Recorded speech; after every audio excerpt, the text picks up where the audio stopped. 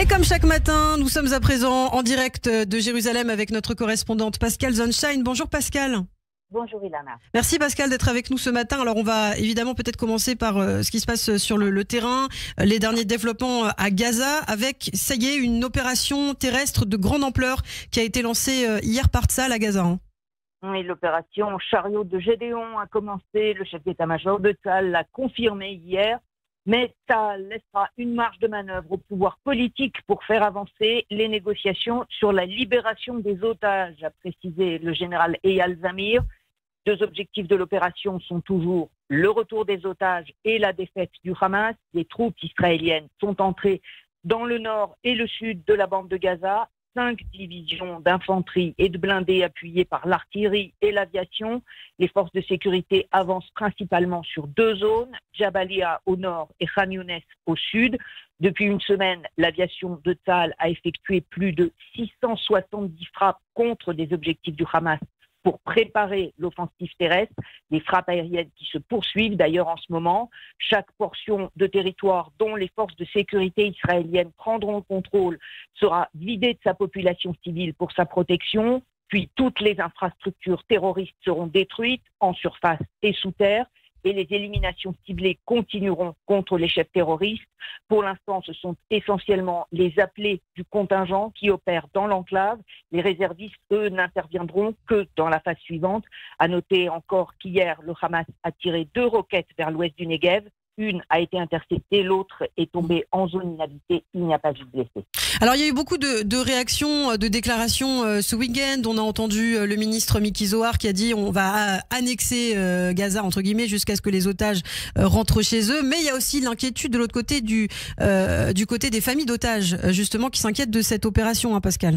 Et c'est d'ailleurs pour cela qu'hier le porte-parole de Tsahal a précisé que la sécurité et le sort des otages était évidemment la préoccupation principale de Tsahal dans sa phase opérationnelle, c'est-à-dire évidemment éviter au maximum toute mise en danger des otages au cours de l'opération. Le porte-parole de Tsahal a expliqué d'ailleurs que les troupes avançaient en coordination permanente avec l'unité justement chargée de regrouper toutes les informations disponibles sur la localisation possible des otages. Les familles, évidemment, elles redoutent chaque opération, notamment à la fois pour la mise en danger des otages encore en vie, mais aussi pour les risques de disparition des dépouilles des otages tués en captivité. C'est ce que le Forum a déclaré hier. Et il y a eu des déclarations contradictoires concernant les négociations pour les otages. Alors dans un premier temps, on a cru comprendre que le Hamas était d'accord pour libérer 7 à 9 otages en échange d'un cessez-le-feu de 60 jours. Et puis finalement, hier, le Hamas a démenti en disant qu'il n'était absolument pas en adéquation avec cette idée. Est-ce qu'on a plus d'infos là-dessus, Pascal ? Alors, il faut comprendre que tout ça fait partie, évidemment, du processus de négociation, c'est-à-dire des annonces, évidemment, contradictoires, chacune motivée par les intérêts, évidemment, de celui qui les fait, qu'il s'agisse des médiateurs qui veulent, évidemment, montrer que les négociations avancent, qu'il s'agisse du Hamas qui affirme qu'il campe sur ses positions, mais que ce n'est pas lui qui refuse l'accord, mais Israël. Ce qui est intéressant dans tout ce qui a été dit hier, c'est une déclaration du Premier ministre israélien, Benjamin Netanyahou, qui a dit que la délégation israélienne, qui est donc en ce moment au Qatar, négocie sur un accord partiel, mais aussi sur la fin de la guerre. C'est la première fois que le chef du gouvernement israélien met ces 2 points en parallèle. Jusqu'à présent, il s'en tenait à soutenir un accord partiel pour la libération des otages, mais à ne pas s'engager sur les conditions d'une fin de la guerre à Gaza. Donc ça, c'est l'élément nouveau important.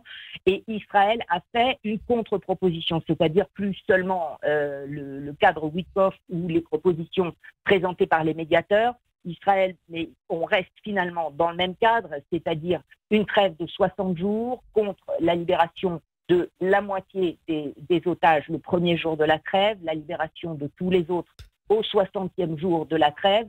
Il faudra évidemment qu'Israël accepte aussi de libérer des terroristes palestiniens dont le nombre n'est pas encore défini. Donc on voit qu'il y a une avancée dans ces négociations Probablement, d'ailleurs, l'essentiel du travail ne se fait pas au Qatar, mais directement par l'émissaire Steve Witkoff, l'émissaire du président Trump, qui discute en permanence directement avec les responsables israéliens. Et à noter encore un autre point important, hier soir, une réunion du cabinet de sécurité à l'issue de laquelle le Premier ministre et le ministre de la Défense ont décidé la reprise immédiate de l'aide humanitaire à Gaza. Donc là, on parle d'un dispositif provisoire qui s'appliquera pendant une semaine, le temps de finaliser le plan américain qui, devrait normalement entrer en vigueur la semaine prochaine, selon l'estimation du ministre de la Défense Israël Katz.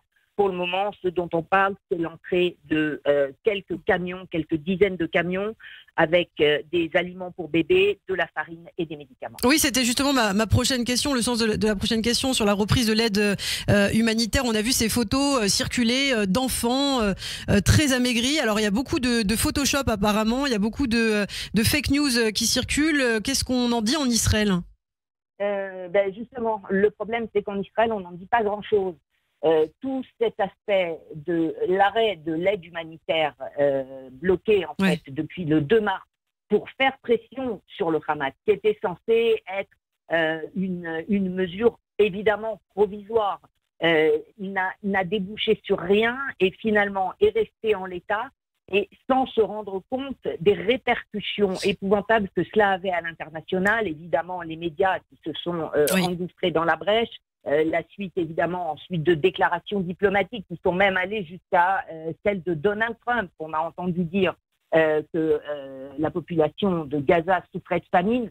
Donc là, évidemment, une très grosse erreur tactique d'Israël, essentiellement au niveau politique, qui n'a pas compris les répercussions et qui n'a pas communiqué sur les stocks restants, sur le fait que le Hamas aussi, évidemment, détourne une large partie de cette aide humanitaire, donc laissant évidemment le champ totalement ouvert aux ennemis d'Israël. Absolument, il faut donc faire attention à ces photos que vous voyez d'enfants qui sont la plupart du temps en fait malades et qu'on fait passer pour des personnes affamées. Alors un mot par ailleurs, Pascal, de cette barrière de sécurité qui sera bientôt construite le long de la frontière avec la Jordanie. Benyamin Netanyahou a fait un petit point hier. Est-ce que c'est lié justement à la lutte antiterroriste ?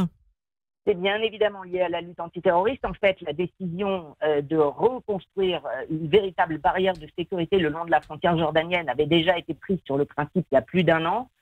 Simplement, au cours de la guerre, on a vu les efforts renouvelés de l'Iran pour faire passer par cette frontière percée des cargaisons d'armes à destination des groupes terroristes en Judée-Samarie.